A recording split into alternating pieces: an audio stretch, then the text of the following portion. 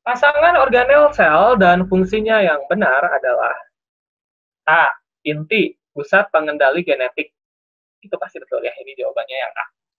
Inti atau nukleus. Jadi dia yang mengendalikan seluruh peristiwa-peristiwa yang ada di dalam sel.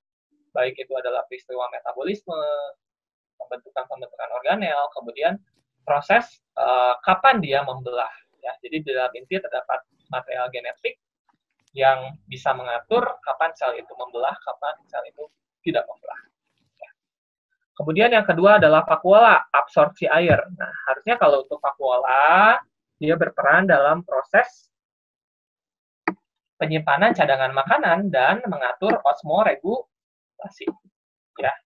Jadi untuk nomor 9, kalau inti betul, pusat pengendali genetik. Kalau vakuola, dia fungsinya untuk menyimpan cadangan makanan, ya, dan untuk osmoregulasi.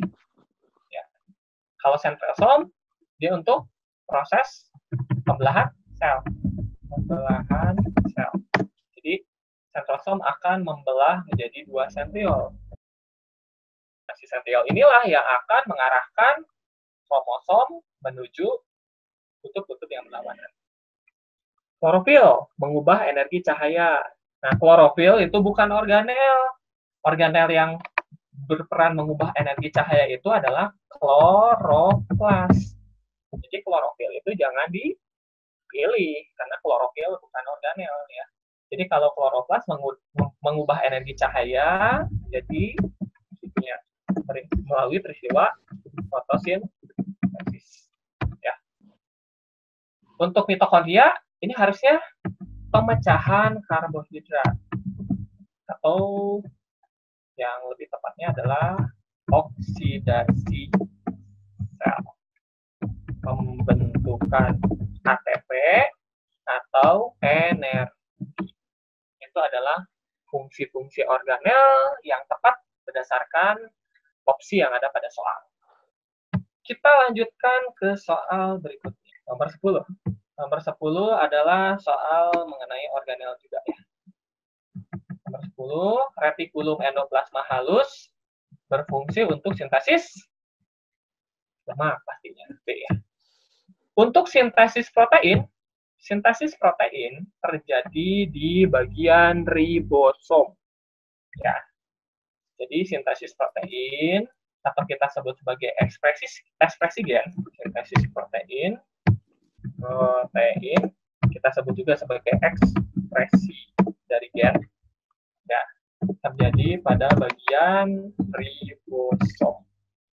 Ya, jadi di ribosom itu terjadi proses pembentukan protein, yaitu menerjemahkan kode-kode yang ada pada mRNA menjadi susunan-susunan asam amino. Nah, susunan-susunan asam amino itulah yang menyusun protein atau polipeptida. Yang kedua, sintesis lipid. Nah, itu baru betul. Sintesis lipid, kolesterol. Jadi lipid itu ada lemak, ada sterol. Sterol itu kolesterol ya. Jadi lipid itu seperti karbohidrat atau protein, dia makromolekul. Ya, salah satu contohnya adalah lemak dan sterol. Sterol itu ada beberapa macam. Ya, ada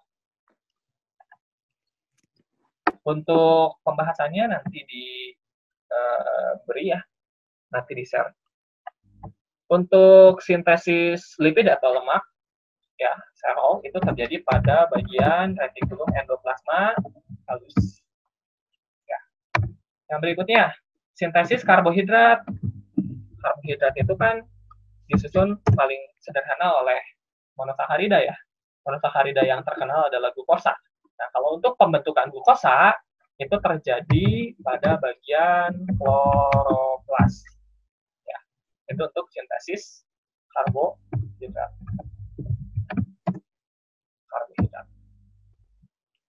Yang berikutnya adalah sintesis asam nukleat.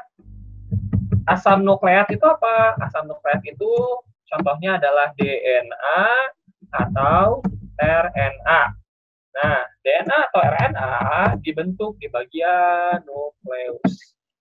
Ya, jadi proses pembentukan asam nukleat terjadi pada bagian nukleus. Ini adalah beberapa peristiwa pembentukan beberapa makromolekul yang ada pada sel.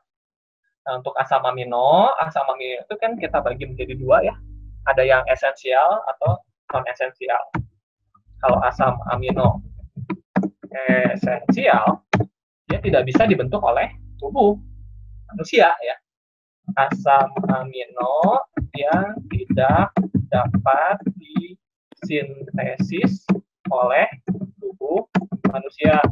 Jadi dia harus didapatkan dari makanan. Gitu. Jadi ketika dia masuk ke dalam sel ya udah sudah berbentuk asam amino esensial. Tapi ada juga asam amino non esensial. Ini kebalikannya. Asam amino non esensial adalah asam amino yang bisa dibentuk oleh tubuh.